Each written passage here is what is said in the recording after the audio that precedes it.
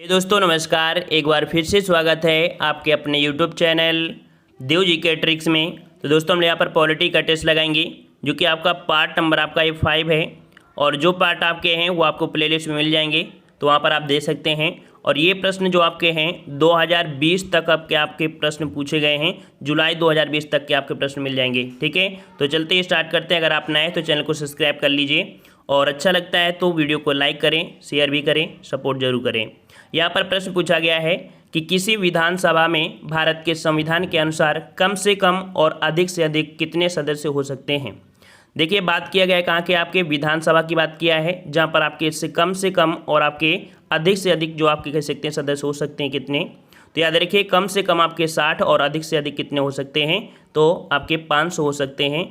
और ये जो आपका वर्णन किया गया है ये आर्टिकल 170 में इसका वर्णन किया गया है। ठीक है ना, कि आपकी कम से कम 60 और अधिक से अधिक आपके 500 हो सकते हैं जो कि विधानसभा में। क्लियर हुआ। चलिए अगला प्रश्न आपसे पूछा गया है कि भारतीय राज्यों में मुद्रा बिल होने के लिए एक बिल को कौन प्रमाणित करता है। अगर राज्यों में कोई भी अगर आपका मुद्रा बिल है तो ऐसी स्थिति में प्रमाणित करता है कौन करता है, तो वो करता है राज्य विधानसभा का जो अध्यक्ष होता है। ठीक है, राज्य विधानसभा का जो अध्यक्ष होता है वही प्रमाणित करता है। तो ऑप्शन राइट आपका यहाँ पर ए हो जाएगा। इस प्रश्न आपका जो कि न्यायपालिका है, बिल्कुल क्रम से हम लोग पढ़ रहे हैं और ये क्वेश्चन आपका 2020 में पूछा गया है। कह रहा आपसे किसी याचिका के अंतर्गत न्यायालय अवर न्यायालय या किसी अन्य प्राधिकारी के समक्ष लंबित किसी मामले को उच्चतर प्राधिकारी या न्यायालय में स्थानांतरित करने का जो आदेश है ये आपका कौन से आपकी रिट होती है, तो ये रिट होती है आपकी ऑप्शन सी हो जाएगा उत्प्रेषण। ठीक है, उत्प्रेषण रिट जो होती है उसी को हम लोग याचिका बोलते हैं। ठीक है, तो याचिका ये कह सकते हैं रिट। ये जो आपकी होती है किसी भी जो आपका न्यायालय है या अवर न्यायालय है या किसी अन्य प्राधिकारी के समक्ष लंबित किसी मामले को उच्चतर प्राधिकारी या न्यायालय में स्थानांतरित करने का आदेश जो होता है वो आपका उत्प्रेषण होता है। ठीक है, तो ये क्वेश्चन आपका 2020 में पूछा गया है, थोड़ा सा आपका देख सकते हैं टफ दिया गया है। ठीक है ना। और अगला दिया गया है कि किसी व्यक्ति को सुप्रीम कोर्ट के एक न्यायाधीश के रूप में नियुक्ति के लिए योग्य नहीं माना जाएगा जब तक वह कम से कम साल के लिए उच्च न्यायालय का या 2 या 2 से अधिक ऐसे अदालतों का उत्परिवर्तन में वकील रहा हो। तो यहाँ पर देख सकते हैं उच्च न्यायालय की बात किया है कि वहाँ पर कितने दिन तक वो रहा हो। तो आपका 104 का जवाब जो बनेगा वो आपका बनेगा कौन सा, ऑप्शन आपका डी बनेगा 10 वर्ष, क्योंकि उच्च न्यायालय की बात किया है। ठीक है, और किसी भी व्यक्ति को सुप्रीम कोर्ट के न्यायाधीश के रूप में तब तक नियुक्ति के लिए योग्य नहीं माना जाएगा जब तक कि वह कम से कम 10 साल के लिए उच्च न्यायालय का या 2 या 2 से अधिक अदालतों का आपका उत्परिवर्तन में अधिवक्ता न रहा, मतलब कह सकते हैं वकील बोलते हैं। ठीक है, अधिवक्ता मतलब क्या होता है, आपका वकील होता है, आपको दिया गया है। और अगर ये जज बना होता, ठीक है, अगर ये हाई कोर्ट के जज होते तो सिर्फ 5 साल में ही ये आपके सुप्रीम कोर्ट के कह सकते हैं कि न्यायाधीश आपके बन सकते थे। क्लियर हो गया। अगला प्रश्न आपका है भारत के उच्चतम न्यायालय की प्रथम महिला न्यायाधीश कौन थी। देखो यहाँ पर दिया है उच्चतम न्यायालय अर्थात आपके सुप्रीम कोर्ट। तो भाई सुप्रीम कोर्ट की आपकी प्रथम महिला आपकी कौन थी, तो ये थी आपकी ऑप्शन बी आपकी फातिमा बीबी। ठीक है, कौन थी, फातिमा बीबी थी, जिन्हें बोला जाता है मीरा साहिब फातिमा बीबी। ठीक है ना। और अगर ये पूछे कि किसी भी हाई कोर्ट की, ठीक है, किसी भी हाई कोर्ट अर्थात कह सकते हैं उच्च न्यायालय की प्रथम महिला न्यायाधीश कौन थी, तो ये आपकी लीला सेठ थी। ठीक है, कौन थी आपकी लीला सेठ, जो कि आपकी हिमाचल प्रदेश की बनी थी। ठीक है, चलिए अगले प्रश्न को आते हैं। प्रश्न आपसे अगला पूछा गया है कि निम्न से किसने भारत के 43वें मुख्य न्यायाधीश के रूप में शपथ ग्रहण की है। तो यहाँ पर देखो वर्तमान में देखा जाए तो आपके 47वें हो गए हैं, लेकिन अगर प्रश्न पूछा जाता है तो उसको भी हम अपडेट कर दे रहे हैं। तो यहाँ पर 43 के अनुसार जो आपका जवाब हो जाएगा कौन सा, तो ऑप्शन आपका ए हो जाएगा। उस समय आपके थे TS ठाकुर और वर्तमान में जो आपके हैं 47वें नंबर के। ठीक है, 47वें नंबर के हैं जो कि आपके कह सकते हैं कौन है, तो आपके शरत अरविंद बोबड़े। ठीक है, 47वें नंबर के आपके कौन हैं, तो आपके शरत अरविंद बोबड़े हैं, याद रखिएगा, ये आपके 2020 में। ठीक है, और अगला प्रश्न आपसे पूछा गया है कि 9 सृजित उच्च न्यायालय हैं, 9 सृजित उच्च न्यायालय हैं, ये 2016 के अनुसार आपका है, लेकिन जो अपडेट होगा वो हम आपको बताते रहेंगे। तो यहाँ पर आपका 9 सृजित के अनुसार आपका जो है 108 में, तो 108 प्रश्न में तो जवाब आपका जो हो जाएगा आपका बी नंबर, मेघालय, मणिपुर और आपका त्रिपुरा। ठीक है, ये आपके 9 सृजित हैं। और कह सकते हैं कि वहीं पर जो आपका अभी 2019 में एक बना हुआ है न्यायालय, जो कि आपका 1 जनवरी 2019 को था, वो आपका आंध्र प्रदेश, ठीक है, आंध्र प्रदेश के अमरावती देश में कह सकते हैं 25वें नंबर का आपका कह सकते हैं न्यायालय, उच्च न्यायालय आपका बन चुका है। तो कुल मिला के देखा जाए तो आपके 25 आपके उच्च न्यायालय हो चुके हैं, क्योंकि पहले आपके कितने हुआ करते थे 24, लेकिन आप कितने हो गए हैं 25 हो गए हैं, ठीक है ना, क्लियर हो गया ना। चलिए नेक्स्ट पॉइंट आपका है कि विश्व का विशालतम न्यायिक प्राधिकरण। काफ़ी अच्छा प्रश्न आपका है, और ये जब प्रश्न आया था तो सभी के होश खराब हो गए थे। तो याद रखिए विश्व का विशालतम जो न्यायिक प्राधिकरण है वो आपका कौन सा है, तो बी आपका हो जाएगा इलाहाबाद हाई कोर्ट, ठीक है, क्योंकि लगभग सभी लोगों ने यहाँ पर फर्स्ट लगाया था जो कि गलत हो गया। अब याद रखिए किसके अकॉर्डिंग हुआ, तो आपके जो न्याय है, न्याय जो आपके कह सकते हैं न्यायाधीश होते हैं उनके अकॉर्डिंग हुआ। अब इलाहाबाद हाई कोर्ट में आपके कितने हैं, तो आपके 160 हैं। अंतर्राष्ट्रीय न्यायालय में तो आपके 15 होते हैं, ठीक है, और आपके कह सकते हैं कि सुप्रीम कोर्ट में आपके वर्तमान में कितने हैं, तो आपके 34 हैं। तो अब देख लिए जवाब क्या हो गया, option B Allahabad high court. अगला प्रश्न आपसे पूछा गया है, कह रहा आपसे पंचायती राज से संबंधित हम लोग आ चुके हैं। कह रहा आपसे पंचायती राज व्यवस्था के तहत ग्राम सभा के सदस्य कौन हैं, ग्राम सभा के सदस्य आपके कौन हैं, तो कह रहा है गाँव के सभी सदस्य।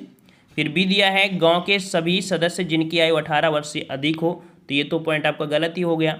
अगला पंचायत क्षेत्र में मतदाता के रूप में पंजीकृत सभी वयस्क सदस्य दिया है, तो पंजीकृत है इसका मतलब ये आपका सही है। अगला है पंचायत क्षेत्र की महिलाओं को छोड़कर गांव के सभी सदस्य, तो भाई ये भी आपके यहाँ पर गलत हो जाएगा।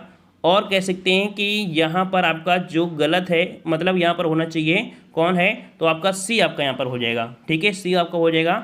और ऐसा इसलिए हुआ क्योंकि ये वाला जो उम्र है यहाँ पर आपका 18 वर्ष होती है, ठीक है। पंचायती राज व्यवस्था के तहत पूछा गया है, ये नहीं पूछा है कि आपके जो गांव हैं, गांव में जो व्यक्ति, तो गांव में तो भाई 5 वर्ष का भी होगा या 2 वर्ष का, उसको भी बोलेंगे ना, लेकिन हम लोग अनुसूची के अकॉर्डिंग जो आपका होता है मतदाता सूची, उसके अकॉर्डिंग हम लोग यहाँ पर लेते हैं, ठीक है। तो इसके अनुसार आपका कौन सा आपका सी हो जाएगा, ठीक है। अगले प्रश्न को आते हैं। प्रश्न आपसे अगला दिया है कि किस समिति के कार्य ने पूरे देश में पंचायती राज संस्थाओं के प्रारंभ के लिए मंच स्थापित किया। तो यहाँ पर देख सकते हैं पंचायती राज दिया है, और पंचायती राज जो कि उनको अमृत का काम किया, ये आपका कौन सा है, तो आपके बलवंत राय मेहता समिति, ठीक है ना।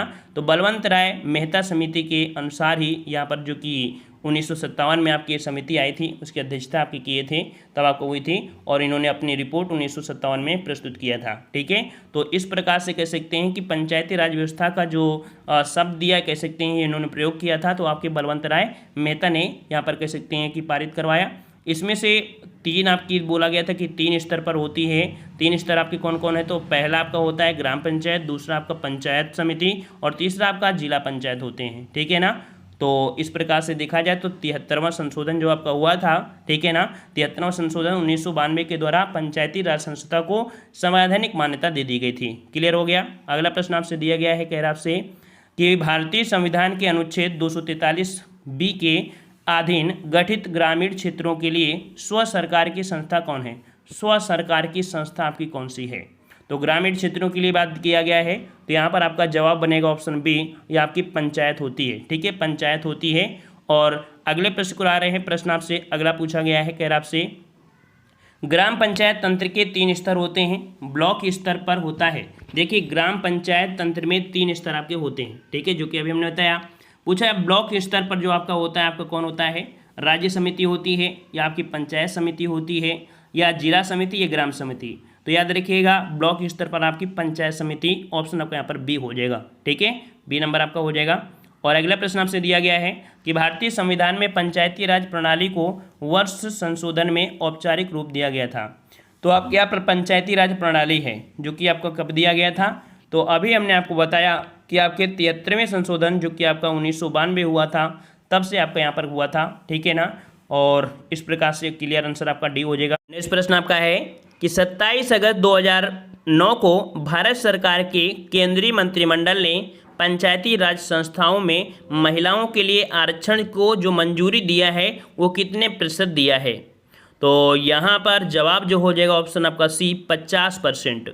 याद रखिएगा कि जो 73वां संशोधन हुआ था तो उसमें आर्टिकल 243 के डी के तहत बताया गया कि महिलाओं के लिए एक जो आपकी सीटें हैं वो आपकी 1/3 होनी चाहिए, ठीक है। लेकिन 27 अगस्त 2009 को केंद्र सरकार ने इसे बढ़ाकर कितना, तो 50% करने को मंजूरी प्रदान कर दिया है। तो इसे पढ़ लीजिएगा, काफ़ी अच्छा प्रश्न है, ठीक है।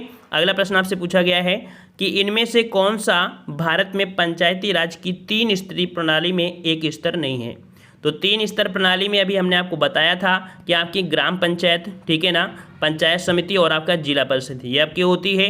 लेकिन भाई नगर परिषद ये तो आपका नहीं होता ना, तो ऑप्शन आपका डी हो जाएगा।